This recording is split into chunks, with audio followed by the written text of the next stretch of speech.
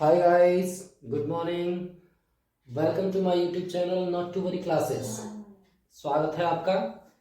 और आज का हमारा टॉपिक है सीटेट में जो पूछे जाते हैं 30 नंबर के क्वेश्चंस इंग्लिश में। सीटेट में जो आपके 30 नंबर की इंग्लिश पूछी जाती है उसके बारे में हम सिलेबस के बारे में बात करेंगे कि जो सिलेबस है वो क्या सिलेबस है और उसमें कैसे आपसे क्वेश्चंस पुटअप किए जाते हैं। तो यहाँ पर कुछ पॉइंट हैं जिनसे मैं आपको क्लियर करूंगा कि सीटेट में किस टाइप के क्वेश्चंस आपको इंग्लिश में पूछे जाते हैं। बेसिकली अगर हम बात करें तो सीटेट में दो लैंग्वेज चूज करनी होती है, जिसमें से एक हिंदी होती है और एक होती है इंग्लिश।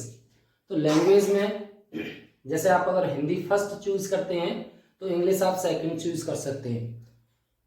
ऐसे ही अगर आप चाहें तो हिंदी लैंग्वेज सेकंड और इंग्लिश लैंग्वेज फर्स्ट चूज कर सकते हैं। हालांकि दोनों ही लैंग्वेज का जो पैटर्न है सेम ही होता है, थोड़ा बहुत चेंजिंग होती है, कोई ज़्यादा खास फर्क आपको देखने को नहीं मिलेगा। बात की जाए लैंग्वेज 2 वालों की,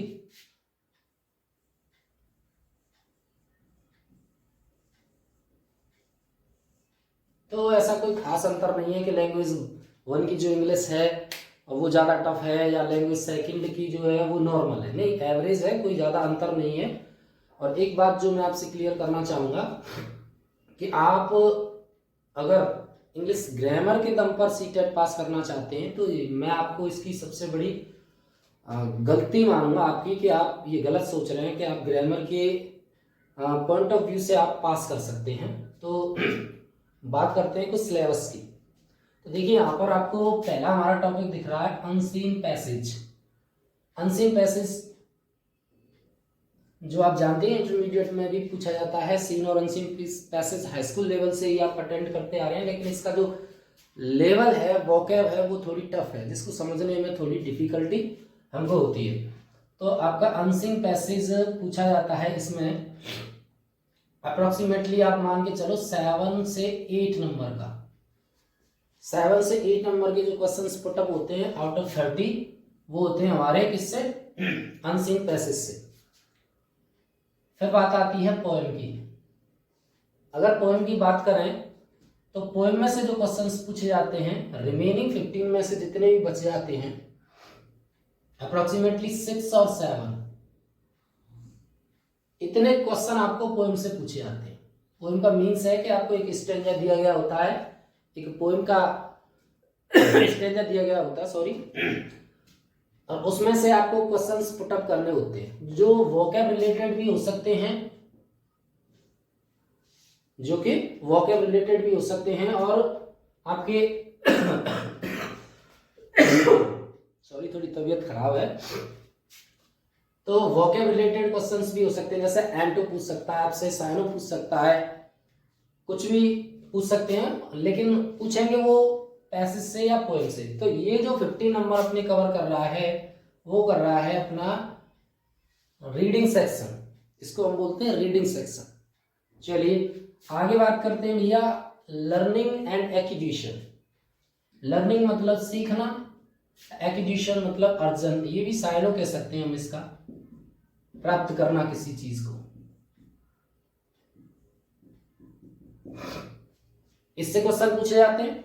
नेक्स्ट आपका टॉपिक है प्रिंसिपल ऑफ लैंग्वेज टीचिंग, यानी कि जो भाषा है, हमारी भाषा, उसको पढ़ाने के क्या सिद्धांत हैं, भाषा को पढ़ाने के क्या सिद्धांत हैं, उनके बेसिस पर आपसे क्वेश्चंस पुटअप किए जाएंगे।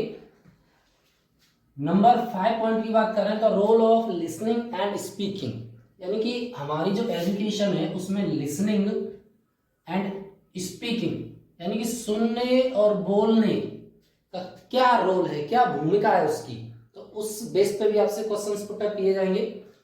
नेक्स्ट टॉपिक की अगर हम बात करें तो role of grammar in learning a language, किसी भी भाषा को सीखने के लिए, किसी भी भाषा को सीखने के लिए जो ग्रामर है हमारी, उसकी क्या भूमिका है, यानी ग्रामर कहां तक हेल्प करती है हमें किसी भी भाषा के अर्जन में।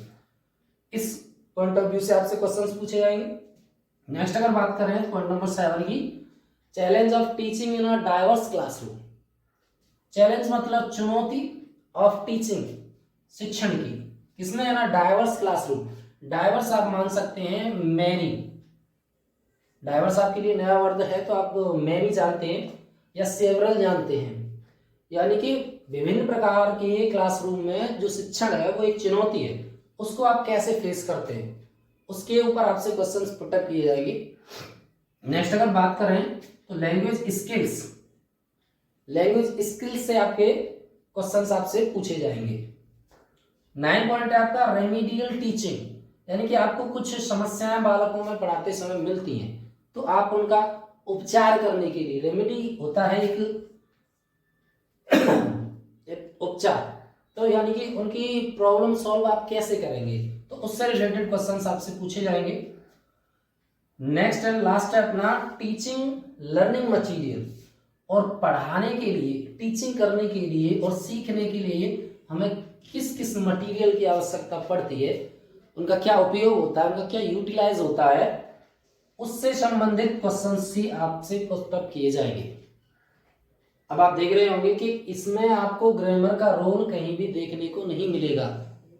अगर आप ये सोच के बैठे हैं कि मुझे ग्रामर आती है, मैं सीटेट की इंग्लिश तो इजीली पास कर जाऊंगा, तो मेरे ख्याल में आप गलत हैं। एक बार आप प्रैक्टिस सेट लगा के देखें तो उसमें आपको पता चलेगा कि जो सीटेट का सिलेबस है उसके अंदर ग्रामर के क्वेश्चंस ना के बराबर पूछे जाते हैं। अगर आपको ऐसी ही फ्री में तैयारी करनी है सीटेट की तो I can help you. If you like my video, you can subscribe my channel and like my video. Thank you.